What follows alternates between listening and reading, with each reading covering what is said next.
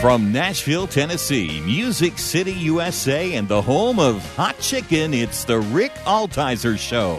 Sit back, buckle up. Rick will talk with the movers, shakers, and creators who put Christ in Christian entertainment. He's a man who's clear so the world can hear. Here's Rick Altizer. Hey, thank you guys for joining me today. Today I have what I like to refer to him as the Francis Ford Coppola of Christian filmmakers. If you've seen Tortured for Christ, if you've seen Sabina, you've seen his movies. He's the writer, director, producer, John Grooters. John, welcome to the show. If you've seen The Godfather, you've seen The Godfather 2. Then you know who Francis Ford Coppola is. Thank you, Rick. Great to be in the studio with you today. It's great to have you. John, my favorite director. I love it. I love it. So, how did you get started and interested in doing film directing? How'd that start for you?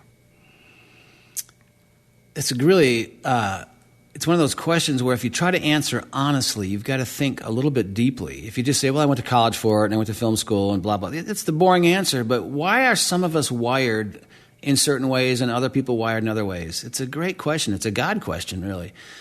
And we're old enough now, or at least I'm old enough now, that people have said to me and recognized things that I'm finally accepting. This is how I'm wired. I'm wired as a storyteller. And that seems like a kind of a weak skill to take into this world. It'd be nice if I knew how to raise cattle or build machines, but I guess since very young ages, the way God wired me is to try to engage people in a story. And that can be through music, which I've been involved in forever, through writing or whatever. So we're at our heart, some of us are wired as storytellers, Rick. And I think I'm at my best when I'm doing the thing that God made me to do. Film happens to be, as far as I can tell, the most powerful integration of different tools to communicate a story.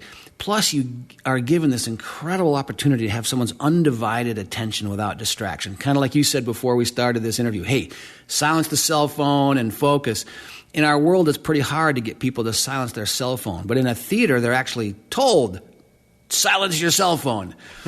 So if you're wired to be a storyteller through songwriting or poetry or noveling or whatever, and you get a chance to move into film where you can integrate all those disciplines into one, character development, narrative, plot, and then you combine those with technical skills of cinematography and lighting and location and art department, and then you can combine those with interpersonal skills with actors, human beings that you want to motivate and encourage and get the best performance out of. And then you got the opportunity as an editor. I'm an editor, Rick. I know you are too. And I spend hundreds of hours, crafting the pace of a film to those places to make those edits just invisible to the audience. And then, you add on top of that the great power of music, the emotional energy that music just sneaks right past our defenses, and before you know it, we're on the verge of tears, or we're tapping our toe, or we're worried about the tension of a situation. Man, the chance to bring all those tools together into the story that you're trying to tell is irresistible.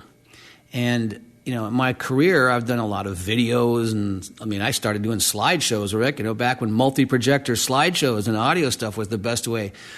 And then, video cameras, and the best we could kind of pull off with video cameras. But the highest objective would have always been the theater and the film, where you try to bring the best of all those disciplines together.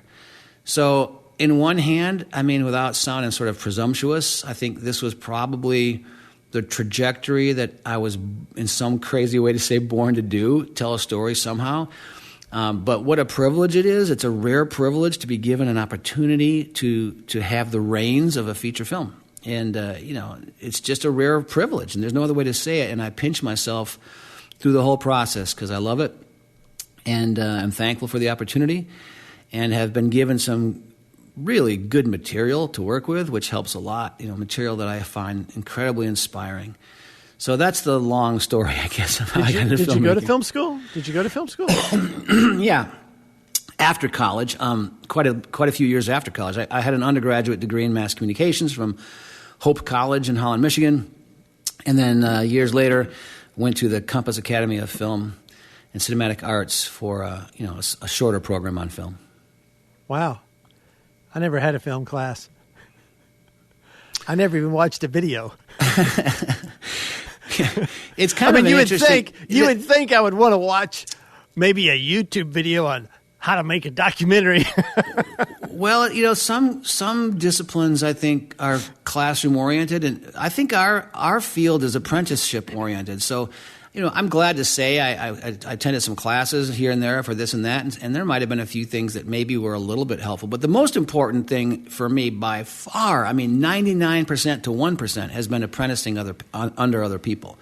And insofar as those schools gave me a chance to do some apprenticeship, that's where we really learned. For me, I think I'm not saying anything against modern day film schools. I think they're in a different place and they give hands-on experience. But I spent some time when I was going to Compass, and I went to Scotland and worked on a film called Bobby Jones' Stroke of Genius. Rick Eldridge was the producer on that, and Rick was a friend of Compass Arts.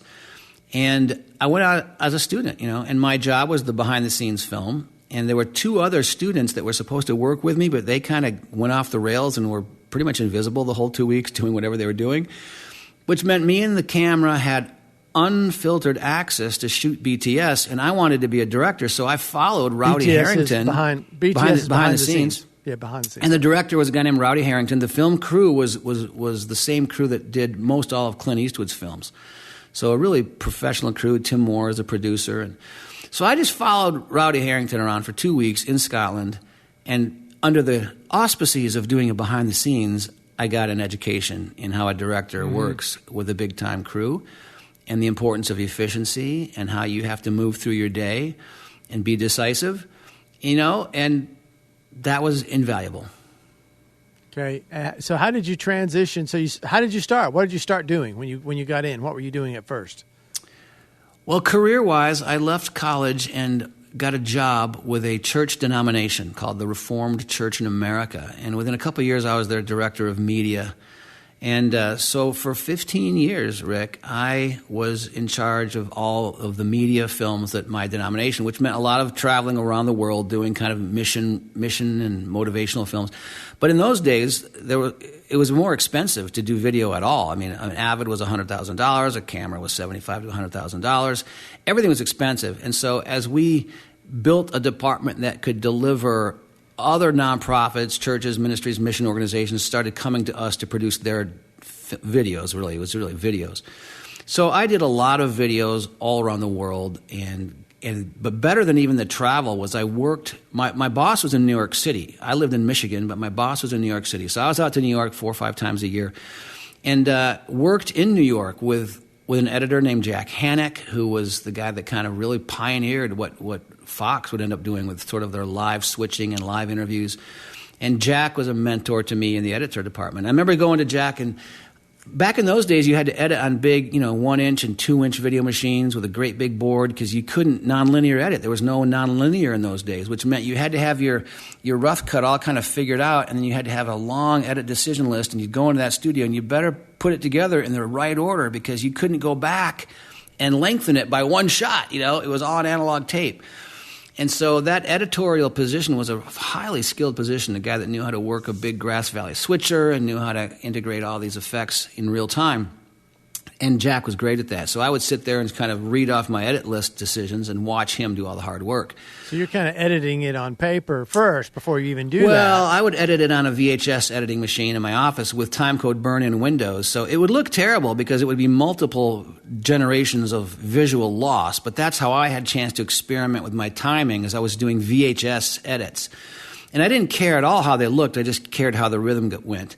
So that, yes, out of that, you would generate your edit decision list. Did you start as an editor? Was that the first thing you kind of like your first, like you're sitting in the chair and you're kind of making, so editor was kind of your first thing? Well, writer would be first thing, but editor became a necessary evil. And even in college, we were editing that way on 3/4-inch tape machines. And, this is linear editing. Going from tape to tape, and you have and you want to start over. You got to take the master tape and now make that a source and create a new master, which you had to stripe with black before you started. a slow process, but it's sort of like the old days. No one who's listening to this is going to remember this except the dinosaurs, but there used to be a thing called a typewriter. And the problem was if you typed a page and then after you typed that page, you realized you had forgot to put a sentence in, there was no way to go back and add a sentence. Or if you misspelled a word, God forbid, you couldn't just Command Z and put the word in right or look up the you had to take this little thing called whiteout, and you had to paint on your page this white and then type it again. It was a disaster. Well, when the Commodores and the first word processor came out in the mid 80s, man, all of a sudden we didn't have to type anymore. We could put it in the word processor, get it right, and then print it. Obviously, editing was the same way. Linear editing meant that page was printed, and you couldn't go back and add anything to the length without creating a whole other generation, which created a little bit of loss. And so when the first Avids came out, they didn't look real good as far as the picture went, but it changed the way we could think. We could now edit the last scene first and out of order, and everyone takes this completely for granted. It's all done in a computer. It's all done in a it's computer. non-linear. You don't have to put the first scene in first. But I had been editing in a linear way, and I don't know that has helped at all. I don't know if it made any difference. But when the Avids came out, we started trying to figure out how to move into that world. And so I've been editing a long time, one way or another. But I would say, no, I'm not an editor first. I'm only an editor as an extension of being a writer. It's just the writing is continued for me through the editorial process. And I find it all kind of connects together. By the way, you're listening to the Rick Altizer Show on Bot Radio. My guest today is a filmmaker, editor, writer, producer, and director extraordinaire, John Grooters. And by the way, if somebody wants to get some information on you, johngrooters.com, is that the best way? Yeah, perfect. John Grooters. Grooters. Yeah. Yeah. And so anyway, we were talking about how they all kind of go together, editing, writing, directing, that they're all kind of in the same field at one point or another. So to talk a little bit just about just the transition then from writing, editing into directing. Yeah, well, it's a great transition, Rick, and I think you know this too. There's nothing at all wrong with only doing one of those disciplines. I can certainly say I would not be at all disappointed if a screenplay I ever wrote was directed and edited by somebody else. It'd be fascinating to see what they did with the material. I would be more than happy to direct a project for somebody and then hand it over to the editorial team who gets all the script supervisor notes and puts together the scenes. That would be interesting as well. And I've certainly edited other people's projects for them. But if you get to do all three, there is a unity, between your vision and your execution that I think the main benefit to it is efficiency. I wouldn't necessarily say that the quality is inherently any better than using specialized disciplines, but the efficiency is there. And here's why. As I'm directing a scene, if I don't pick up enough coverage, then I, as an editor, will have to face the consequences of that. And I like pace in my edit. I just sort of like to keep things cutting fairly quickly. And so if I just come home with a bunch of long one-shots that are wides, I'm going to sit in that editing room, I'm going to be bored. And like, man, how come I didn't get a reverse? How come I didn't give a detail? How come I didn't give myself an alternate way to start? On the other hand, if I'm a director out in the field without any concern necessarily for time and efficiency, I can spend all day shooting one page, and I can cover it from thousands of angles, and really all that's not necessary. So because the budgets that we work on in my particular field are going to always be in a certain way limited in scope, efficiency is really, really critical to me, and so that I believe translates to when I'm directing a scene. I've got a pretty good sense of when I've got enough footage, and at that instant we move on. And you just got to keep moving forward. But I don't want to shortchange myself because I want a dynamic edit. Yeah, so it's a balance, and then we're working on budgets. You and I mean, absolutely. I kind of fell into this, but I do everything because there's no budget. So exactly, they don't have enough money to pay for an editor, or a writer, or I'm doing everything. Because, this last one, I even did the color correction. Because you're multi-talented is why. No, because we got no money. And then there's no money. Yeah, right. It's the mother of invention. Oh, my gosh. The audio mix, the music, Yeah, I mean, it's like anyway, I digress. So let's talk a little bit about moving into directing. How did that transition happen to you? Well, directing talent, I've been, in charge of productions for quite a while, but directing talent in a narrative feature is a bit of a different animal. And I did a film in 2011 called The Frontier Boys, and that was my first full-length feature film. And I learned a lot on that project. I'm proud of the film. I like how it came out, and I love to watch it. I still enjoy the story and the actors and the music and the edit. But I learned a little bit about preparation and a lot about team.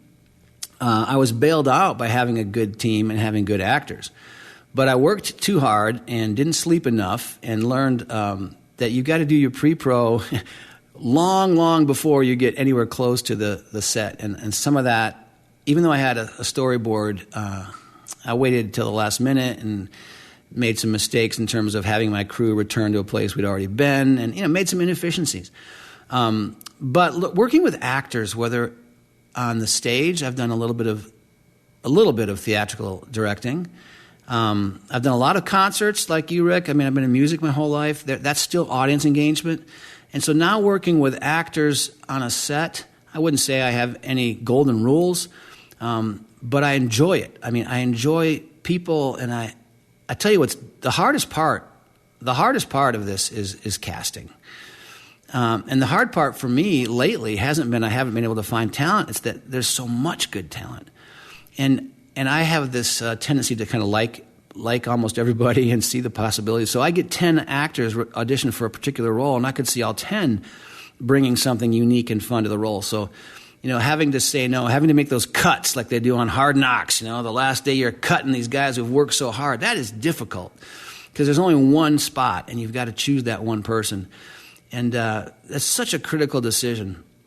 But once you have your team, giving each actor the breadth and the support they need to bring that character to life, man, that's really fun, especially if you wrote the words and now you hear your words, which you've only ever really heard coming out of your brain or your voice, coming out of their voices, and it's like, wow, they sound like real people. That's pretty fun. And so then how did the transition happen? So you said, you had your first directorial, how did that come about? Was that because you wrote it and funded it, or how did? Yeah, truthfully, the first movie. This is the thing. If you're listening to this radio interview, how do you get started? I don't know an answer to that question. I raised money and did my own film. I mean, I kind of feel like you have to just do your own thing because it's very rare that, at least I've found, anyone comes along and knocks on your door and asks you to do their project for them until you've done a few of your own, and they sort of. Now they might see, oh, I want this certain style or this certain thing. So, yeah, that first feature film, we did our own fundraising for that, and it took a long time. It took years and years to get that project to the stage of green light, and then it barely made it, but it did make it. And then that kind of got us started. That film, like I said, it's a good movie. I highly recommend you still watch it, The Frontier Boys. It was a good movie. And how do you go see that? Where do you see that at? How can you see The Frontier Boys? I should know the answer. I think on Amazon Prime. I'm not positive, but I think it's out there. TheFrontierBoys.com. All right, The Frontier Boys. Check it out. Yeah, man. It was a movie of the year. It won, Best Picture at all the Christian films. It has a bunch of cool music in it. It stars 4 boys that I had to discover. Like, there's not a lot of A-list boy actors that are 17 years old. And so the process of finding the 4 lead actors, kind of stand by me type of a cast. And then Rebecca St. James, she was in it. She was great. Big Kenny of Big and Rich is in it. He's a hoot. Earthquake Kelly, a really good soundtrack. Switchfoot. We've got like a number of good Switchfoot tunes off of Hello Hurricane in that film that I still. That wasn't cheap. But they were great and wonderful, wonderful musicians and guys. I'm a huge fan. That's great. I'm a huge sign me up for the autograph line type of Switchfoot fan. So, yeah, that's how I got started directing actors. It was interesting. When we did Tortured for Christ, we shot the film in Romania, and the issue of language is a significant one. You're going to have all your actors speak English. You're going to have them speak the native language the story actually occurred in. Are you going to do the blending? What do you think about subtitling? these are practical issues, and so I decided I wanted to do a blend. I wanted sometimes they to be speaking English with authentic Romanian accents, but some of the Russians I wanted to speak Russian. Some of the Romanians who wouldn't have known English, I wanted to speak Romanian. So if you see Tortured for Christ or Sabina, which was our last movie, we did the same thing. It's a blend. It's been very interesting to poll audiences as they've come out of the theaters and said, what did you think of the subtitling? And a lot of times people said, what subtitling? Like they didn't even notice. Like the movie doesn't draw attention to that. But what it does mean, Rick, is that I'm directing scenes where the actors are speaking Russian or Romanian, languages that I do not speak. And I was really nervous about this. How am I going to know if the take is any good? Like I can't really go in and I was nervous about that. Well, it was really fun as it turned out. And for the most part, you could perfectly well tell if you were happy with the take or not. The only time you get in a little trouble is if they began to ad lib. And I'd have my script supervisor next to me like, what did they say? What was that? What did they say? And for the most part, I'm like, all right, I think that's good. We got it. So we finished the film Tortured. I loved it. Everything was good. Then we made a Romanian version, which we showed in Romania. And for the first time ever, I had translated all that Romanian ad lib. And I'm like, what? There were lines in the movie I didn't even know were in there. I'm glad they weren't like swearing up a storm or something, because sometimes I was a little surprised. But working with actors, both in the prep time, rehearsal time, the audition time, they are everything. I mean, I say all the time, directing is 90% casting. Wow. Well, do you still enjoy filmmaking? Yeah, I can't wait to get another project up and running. I really love the fact that when you're working on a film, you're laser focused. Most of our lives, I'm sure yours, Rick, it's like this thing and that thing, and then the phone rings and this. It's almost hard to dive deeply into something because we're pulled 1,000 directions. I've really enjoyed having to go overseas to do pre-production. I might be 10 weeks overseas, living in a hotel, going to some little office every day. But it's sort of such a singular. There's a million things that have to get done. There's 1,000 decisions, and you're working from early in the morning till late at night. But you're pretty focused. You're pretty locked in, and you're almost unaware of time. And I'm editing all the time, Rick. I'm editing from the beginning. I record the whole script myself, and so I'm constantly revising my own rough cut edits, kind of like I used to do on VHS, as I meet a new actor, as I scout a new location, as we kind of bring in a new prop. I kind of cut all those things into these kind of tone edits that I'm doing, and that takes a lot of time. You record the audio? You write a script? And I record the whole script. It's kind of silly, but I record all the voices. I do everything. It allows me to test the emotional flow of the film. It lets me give the actors kind of a first impression of at least the emotion of the scene. I'm certainly not telling them how to read, but it's my way to communicate quickly to everybody. Wow, amazing! Yeah. So what do those edits look like? I mean, what are you covering with? So you're speaking, but then are there photos? Or? Yeah. Man, I start out with a bunch of just pictures off the internet or anything, movie scenes. I'm never going to show it to anybody, so there's no licensing issues. And then as we start doing scouting, I mean, I record everywhere we go. I'm just carrying around a little gimbal, and if I like a location, then I'll start plugging in that room or those mountains or that train track. And then even the auditions, I'll record those, and I might take the audition of this guy and the audition of this girl and sort of put them together. It's a mess on the screen. It's a bunch of pictures and blurred edges. That's really interesting. Yeah, that gives you an idea of what it's going to feel like. Right. How it feels is sometimes as important or more important than how it thinks. How it feels is so crucial. It's everything. Yeah, it's everything. And an edit takes all that pace, puts it together. But when you're actually filming, things move slowly, and you can kind of forget sometimes that you're going to use bang, bang, bang, bang, bang. Well, if you've already done that sort of rhythm, you can move pretty quickly through. You don't need 20-second shots. You might only need 3-second shots. Okay, so look, this is going to sound weird, but we're almost out of time. This went so fast. Have you got enough for one more in you? Yeah, Have you got one more in you? I think so. Okay, so because I want to get into to some of the nuts and bolts of Sabina and Tortured for Christ, and going to Romania and filming overseas and what all that was about. So I'd love to, if you don't mind, kind of do a deep dive into those. Love it. On the next one. Okay. You're listening to the Rick Altizer Show on Bot Radio. My guest today was John Grooters, and just an amazing film director. And you could get more information on John by going to johngrooters.com. That's JOHN, and Grooters is GROOTERS. And you can find out about his movies.